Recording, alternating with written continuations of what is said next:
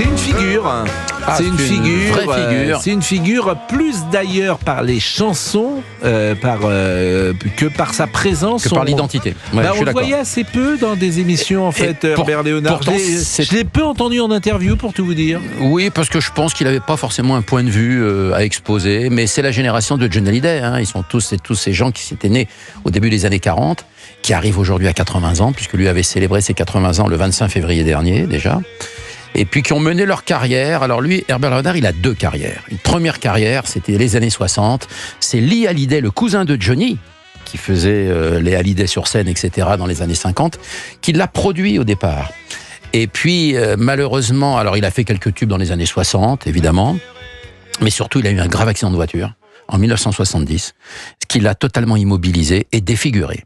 Donc à ce moment-là, il s'est retiré de la chanson, il voulait plus chanter, il voulait plus se présenter sur une scène, il avait tenté quelques petits retours de disques, vinyle, 45 tours qui sortaient à l'époque, mais il a fini par se mettre dans son autre passion. Il était journaliste, paraît-il, me dit Fabrice Lafitte. Journaliste dans l'Aviation Magazine, il était d'abord pigiste puis rédacteur, et il était spécialisé dans l'aviation soviétique.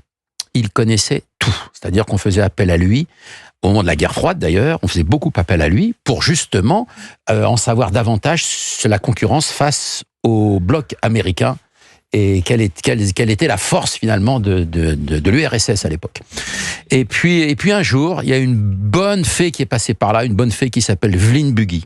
Vline Buggy, c'est une grande parolière en France qui a fait pour Johnny Hallyday, pour Claude François, pour Hugo Frey, pour tant d'artistes, pour l'Eurovision. Enfin, elle a écrit énormément de succès.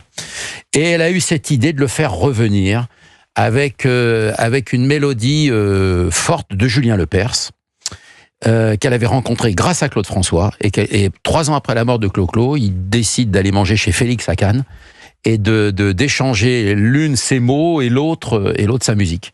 Mais ce qu'il faut comprendre, c'est que Pour le plaisir, c'était une émission sur France Inter dans les années 80. C'était une émission de brocante qui s'appelait Pour le plaisir.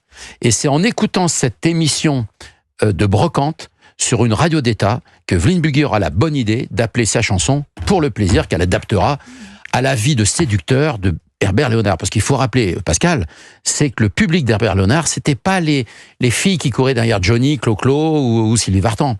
Non, c'était les parents, c'est-à-dire c'était les gens qui avaient 35-40 ans, essentiellement son public. Très beau garçon. Très féminin. Et très beau garçon. Beaucoup de masculinité dans Herbert ce qu'il était. Léonard. Entre la voix, il faisait beaucoup d'effets aux femmes, en tout cas. Et ça marchait très bien parce qu'il vendait des disques par million. Il a vendu à peu près, j'avais fait le calcul, 27 millions de disques en France, sans jamais avoir reçu une victoire de la musique. C'est souvent le paradoxe. Vline Buggy, dont vous avez parlé, que j'avais reçu moi il y a quelques années, mais elle est toujours de ce monde. Toujours de ce monde, Dieu merci. Elle a 95 ans. Ah oui, facile, oui, facile. Elle est née, je regardais pendant que vous parliez, elle est née, facile, c'est quand même un certain âge.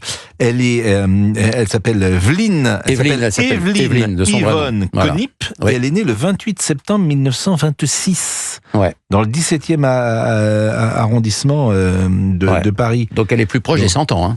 Pour ça, quand je vous disais 26, on est, je vous le rappelle, en 25.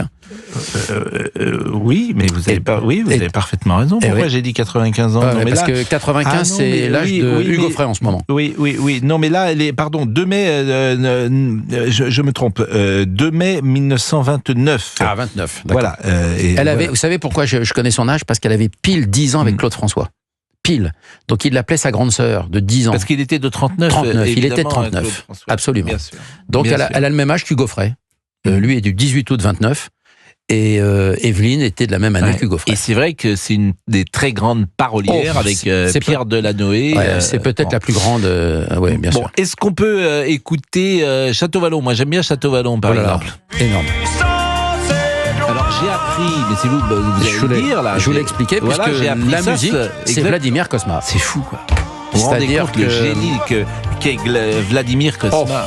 Génie, c'est le dernier génie du cinéma à mon sens, vraiment. C'est lui qui a fait L'amour en héritage, c'est lui qui a fait des grandes musiques de films, de séries télévisées, dont Château Vallon, et c'est Vline Buggy qui a fait le texte. Et c'est une chanson qui s'est vendue dans 19 pays, ça représente à peu près l'équivalent de un petit peu moins de 30 millions, rien que ce single-là. Enfin, c'était un 45 tours à l'époque. Et il pouvait les chanter au Liban, en Israël, il pouvait les chanter aux États-Unis, au Canada. Immense star, Herbert Léonard, au Canada. Rien qu'avec Château Vallon, qui a été une série à succès aussi là-bas, au nord de l'Amérique.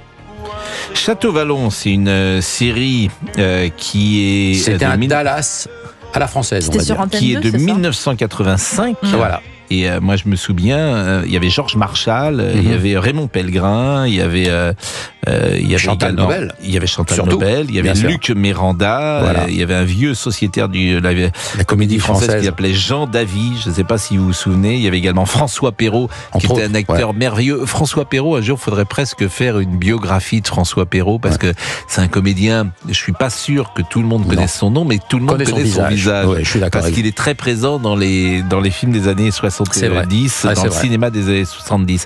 Et je pense que combien il y avait de personnes qui regardaient Château-Vallon le vendredi soir? C'était des millions. On est toujours entre 6 et 9 millions, toujours. Plus que ça, Fabien, parce qu'il n'y a que 3 chaînes ou 4 chaînes en 85. Il y a 4 chaînes. Ouais, moi je pense qu'on est peut-être à 9 ou 10 millions. Ah, je pense. Probablement, d'ailleurs qu'on est effectivement à ce succès-là. Fabrice voulait nous proposer une chanson. Le tout premier succès d'Herbert Léonard en 67 qui s'appelle Pour un peu d'amour. Ah, pour un peu d'amour.